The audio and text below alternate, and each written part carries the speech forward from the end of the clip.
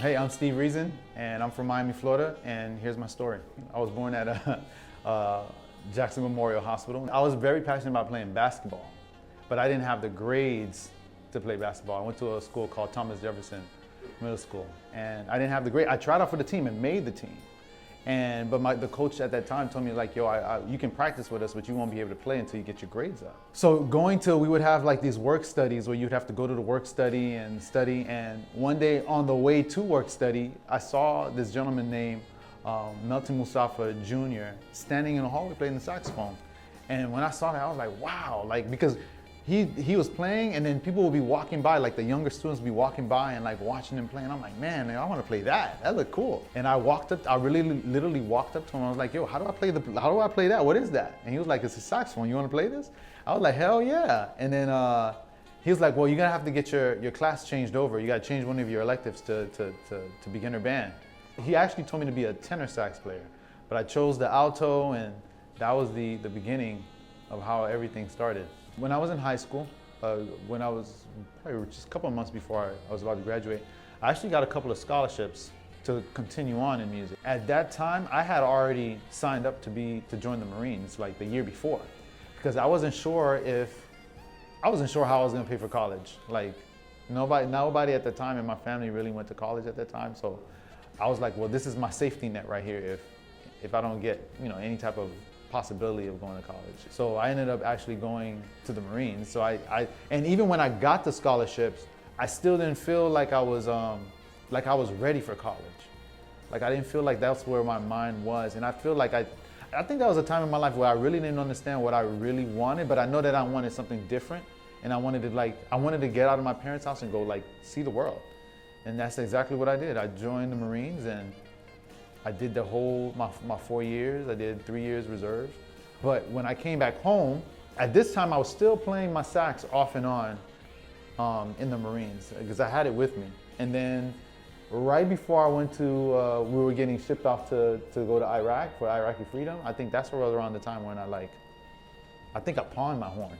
Yeah, I pawned it for like $100 in Hawaii. Yeah, because at that time I was like, you know what?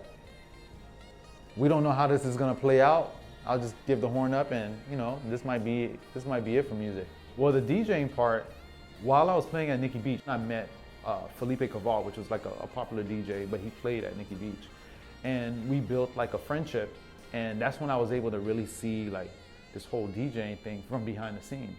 You know what I'm saying? Because even though I would play with him, I hung out with him enough to see some of the things that he would do, whether it was like picking his songs or just him DJing at Nikki Beach, to kind of understand that lifestyle of a DJ. I think that kind of inspired me to be like, oh, I can DJ and I can do the sax. Like it's not that difficult, especially nowadays. So that's how I was thinking, but it still wasn't something that I really got into, even being surrounded by Felipe and even other DJs. I think that literally came later on where I was like, oh, you know what? I met this promoter, and he was like, yo, like, this is the person that was like, yo, you should start promoting. I mean, you should start DJing. I think that'll be a really cool thing for you to learn, to start really getting into if you've already have a strong idea of it. The biggest vision that I have is to be able to rock the stage in front of a huge audience at a huge stadium somewhere and just be playing the shit out of some house music and playing the sax and singing like some dope ass choruses. That's what I would really love to see happen. I am a die-hard person when it comes to like the performance aspect.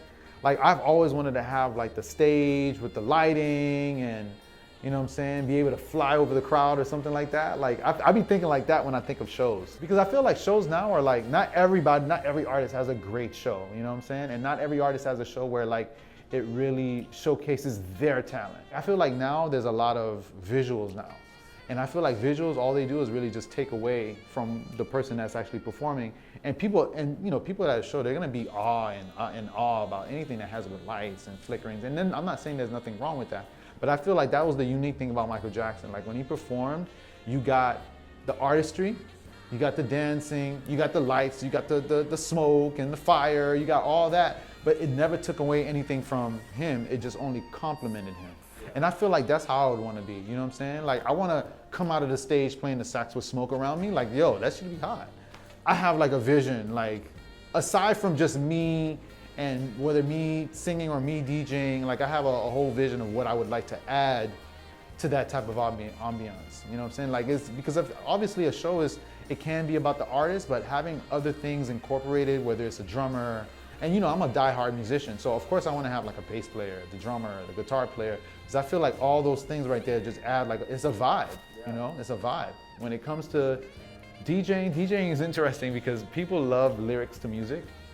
So like, that's something that the saxophone can't do. Now, although the saxophone is the closest instrument to the voice, there's something unique about people hearing the song that they like by the person that they like and hearing the words and the textures of that person singing. I mean, obviously that song was enough to captivate them that they became a fan of that song or a fan of that artist. So that aspect of DJing I love. The human body singing does something to people. You know, it really does, especially with the right words, the right lyrics. For some reason, it touches an area that of people's hearts and minds that, you know, I feel like is unexplainable.